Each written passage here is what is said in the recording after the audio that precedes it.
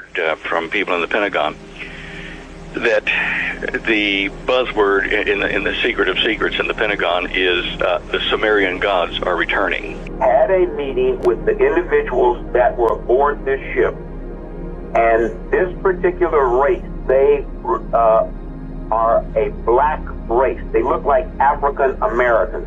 They were about 6'4", 6'5". These gods were blacks, not white. But it doesn't matter. A god is a god is a god, and he's nasty with it too. And they're talking about the what we would call aliens or fallen angels returning into the Middle East, into Old Sumer area. The Anunnaki. I can see them.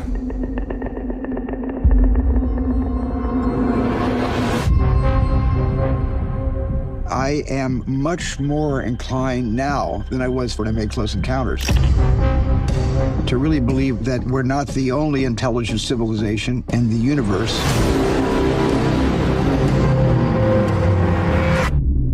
What did you steal? Secrets. People have a right to know the truth. This is a story about us. All of us. Good morning, Kansas City. Up against the most extraordinary event in human history. What's happening to me? I'm frightened. I'm frightened out of my wits. You don't need to be. You have someone else. Daniel Kellner. Who is this? Do not go back to the house. They found you. I don't know who you are, but they're gonna kill you. The human race cannot accept what we know. We need to stop it any way we can. What am I doing? What am I doing? What am I doing? What am I doing?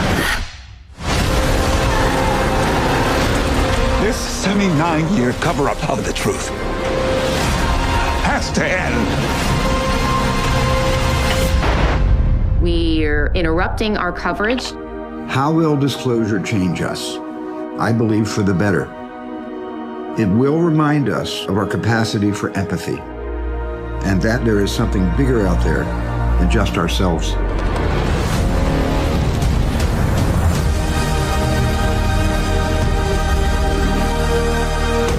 The only way to know your purpose is to go back to where it all began. I know you.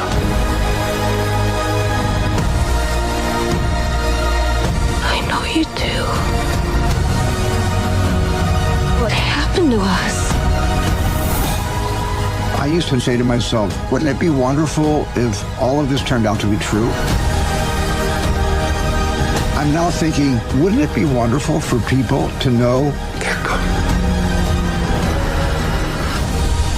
all of this is true?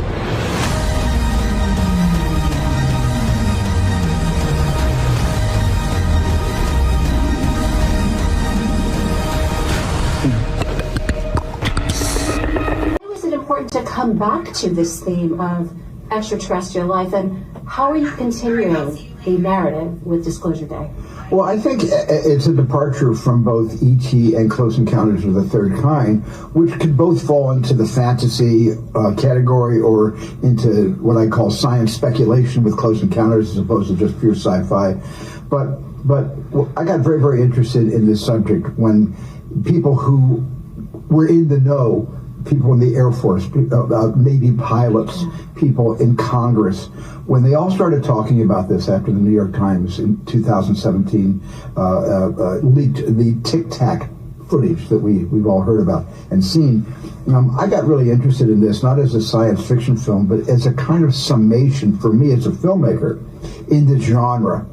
That includes both of the aforementioned films. And so I took this subject very seriously because it's something that I think is closer to fact than fiction.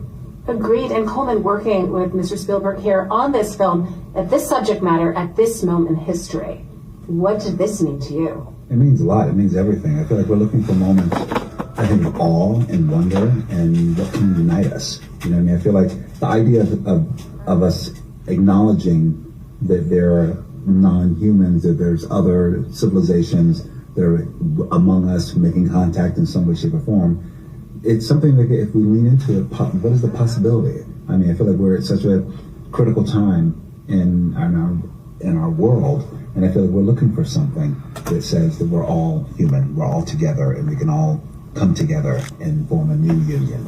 You touched on something that I think was so profound and has stayed with me since watching the film, is the theme of humanity, also the theme of faith.